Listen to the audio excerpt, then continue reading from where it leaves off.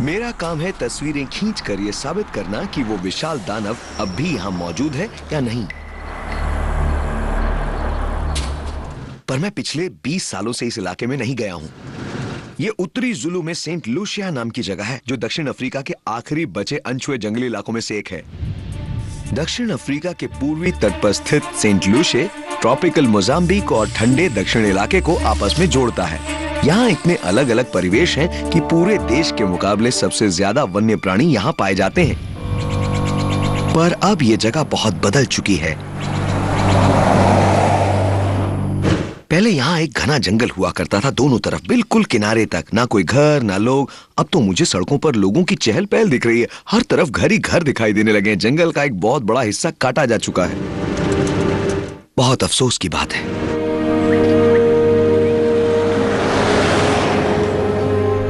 मुझे चलते रहना है किसी ऐसी जगह तक जहां दूर दूर तक कोई इंसान ना हो। तो रात घिर आई है, फिर भी मैं चलता जा रहा हूं।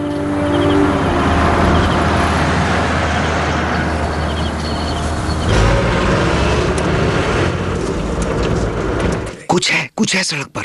सांप है, मैंने देखा था, सांप ही है। चलिए पकड़ ले इसे, सड़क से हटा देते। वाह, ये देखिए, ये एक फाइल स्नेक है, बहुत बड़ा फाइल स्नेक। चलिए, हाँ देखिए इसे, ये बहुत ही अलग तरह का सांप है, बिल्कुल अनूठा और बेहद आकर्षक है।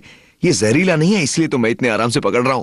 इसे जो चीज दूसरे सांपों से अलग बनाती है वो है इसके शल्क। और अगर इस नमूने को देखें, खास करके पीछे के इस उभार को, तो आपको खुरदरे शल्कों की कतार नीचे तक जाती हुई दिखाई देगी। ये असल में किसी रेती की तरह सख्त होती है। दोनों तरफ के शल्क अलग होते हैं और हर एक शल्क के बीच से चमड़ी दिखाई देती है और ये तिकोनी रेती की तरह दिखाई देता है। इसका शरीर भी बहुत खुरदरा होता है। ये सांप दूसरे सांपों को भी खाते हैं। ये जहरीले और जहर रहित दोनों तरह के सांपों को खाते हैं। इसकी वजह यह है कि इस सांप में इलाके के सभी सांपों के जहर के विरुद्ध लड़ने की क्षमता होती है। यानी ये एक कोबरा को पकड़कर उसे भी काट सकता है, तब कोबरा भी फौरन पलटकर उसे काट लेता है। और ऐसा अक्सर होता है, पर इस पर जहर का कोई असर नहीं होता। वो धीरे धीरे अपने जबड़ों की मदद से कोबरा को सिर तक चबाता है और फिर उसे निगल जाता है।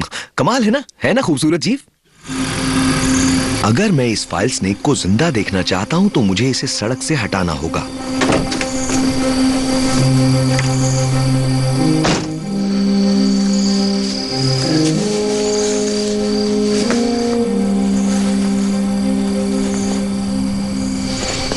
ये लीजिए, तुम बहुत खूबसूरत हो ना। अब ये उतना ही फुर्तीला है जितना तब था जब मुझे मिला था।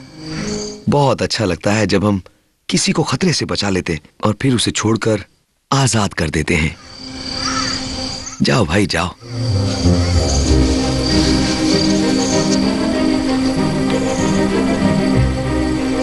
इतने सारे लोग पर सांप सिर्फ एक।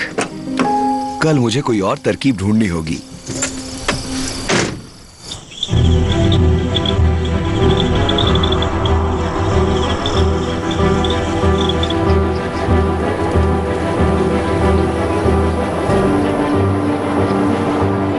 अगली सुबह भी मैंने देखा कि आसपास बहुत लोग थे,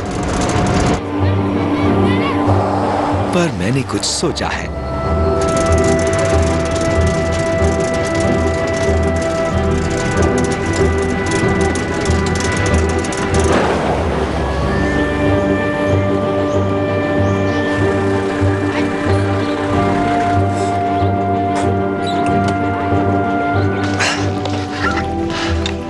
यहाँ पर इंसानों की इतनी चहल पहल है कि मुझे इससे दूर जाना ही होगा। मेरा ख्याल है मुझे सेंट लूसिया पार्क में और आगे तक जाना चाहिए। इन सारे बच्चों, सामान और यहाँ की सड़कों का हाल देखकर मुझे तो लगता है कैनू से जाना ठीक रहेगा। मेरी योजना यह है कि मैं हिंद महासागर को सेंट लूसिया के घने जंगलों से जोड़ने वाली नहर के रास्ते जाऊं। यहाँ बहुत ही कम लोग आते हैं और इसकी एक वजह है। इस पानी में नाव चलाने में बहुत खतरा है। आपको यहाँ बहुत सावधान रहना होता है, क्योंकि इस पानी में दरियाई घोड़े हैं और मगरमच्छ भी हैं।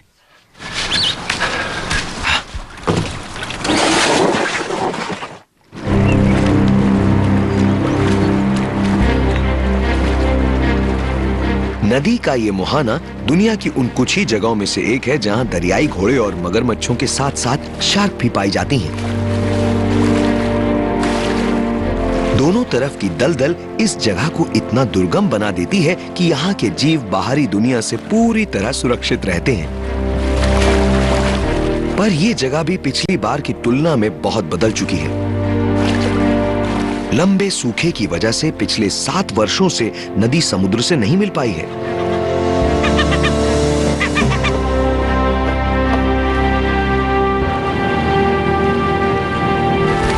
लेकिन जल्दी ही मैं सेंट लूसिया झील के खूबसूरत इलाके में पहुंच गया और अफ्रीका का ये कोना अब भी बिल्कुल मेरी पुरानी यादों जैसा ही है।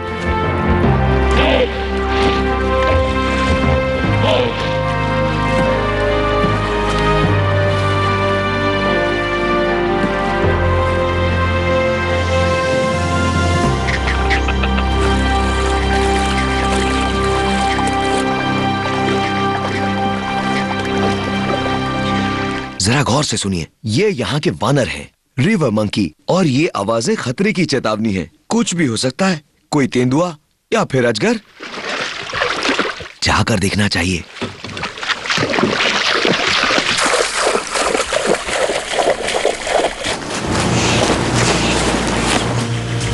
सांपों को ढूंढना आसान नहीं होता, इसलिए ऊंची जगहों पर रहने वाले दोस्त अक्सर काम आ जाते हैं। वो रहे, वानर यहाँ ऊपर हैं, बहुत सारे हैं, और वो सब शोर मचा रहे हैं। यहाँ कुछ तो है। वानर इसी की वजह से इतने उत्साहित थे। ये एक फॉरेस्ट कोबरा है, वो भी बहुत बड़ा। वो पेड़ पर ऊपर चढ़ रहा है। ये सांप थोड़े अलग होते हैं दूसरे कोबरा के मुकाबले, इनमें यही फर्क होता है। ये पेड़ों पर चढ़ना पसंद करते हैं और अगर आप इन्हें जल्दी ना पकड़ें तो ये झट से भाग जाते हैं। वानर इनसे बहुत डरते हैं और इसलिए इसे देखकर वो इतना शोर मचा रहे थे। और इनका डरना जायज भी है क्योंकि ये बहुत ही जहरीला सांप है। सभी कोबराओं की तरह इनका जहर भी न्यूरोटॉक्सिक होता है। चलो, मैंने पकड़ लिया। काफी बड़ा सांप है ये, वाकई बहुत ही शानदार फॉरेस्ट कोबरा। मैं कैमरा निकालता हूं। ये सांप सिर्फ इस इलाके में मिलता है। ये वाकई अनूठा है और दक्षिण अफ्रीका में पाया जाने वाला सबसे बड़ा कोबरा है। देखिए इसे। इसका जहर बहुत शक्तिशाली होता है। एक ही बार डसने से मुझे लकवा मार सकता है, मेरी जान भी जा सकती है। ये धीरे से फुफकार रहा है। हाँ, फन भी उठा रहा है। तुम तो इससे काफी ऊंचे उठ सकते हो, बहुत खूबसूरत। ये बस मेरे साथ खेलना चाहता है। जब ये फन फैलाएगा तो मैं इसका क्लोजअप लेना चाहूंगा, पर मैं नहीं चाहता कि ये मेरे हाथ पर डस ले। अगर मैं शांत रहूं और हिलूं नहीं तो शायद शॉट मिल जाए। ये है ऊंचा फन। देखिए कितना ऊपर उठाता है फन। ये अब तक तो बिल्कुल शांत है, मुझे फोटो भी खींचने दे रहा है। ये है ऊंचा फन। देखिए, ये मुझे चेतावनी दे रहा है, मुझे धमका रहा है। कितना खूबसूरत है ना। तुम बहुत खूबसूरत हो। है, कितने अच्छे हो तुम, बहुत समझदार भी हो, है ना। तुम मुझे धमकी दे रहे हो। हाँ, देखिए, ये देखिए इसे। अच्छे सांप हो तुम।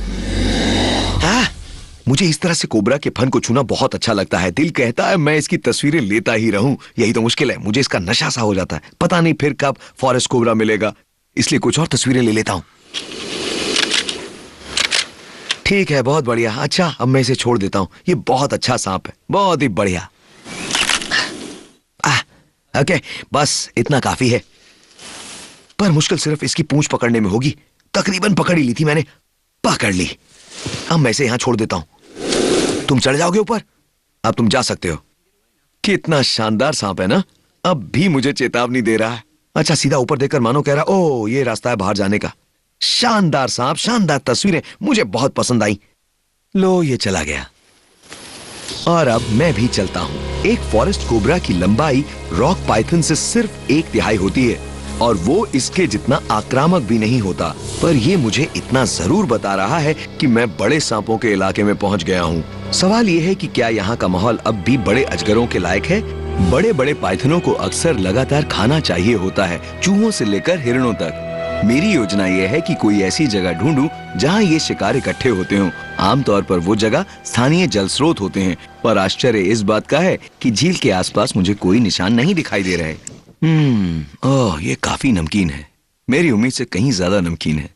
मैंने सोचा यहाँ कई जीव पानी पीने आते होंगे और शायद वो अजगर को भी आकर्षित करें, पर ऐसा नहीं। ये झील उथली है, पानी भाप बन के उड़ जाता है और बेहद खारा है। लगता है जंगल में ही किस्मत आजमानी पड़ेगी।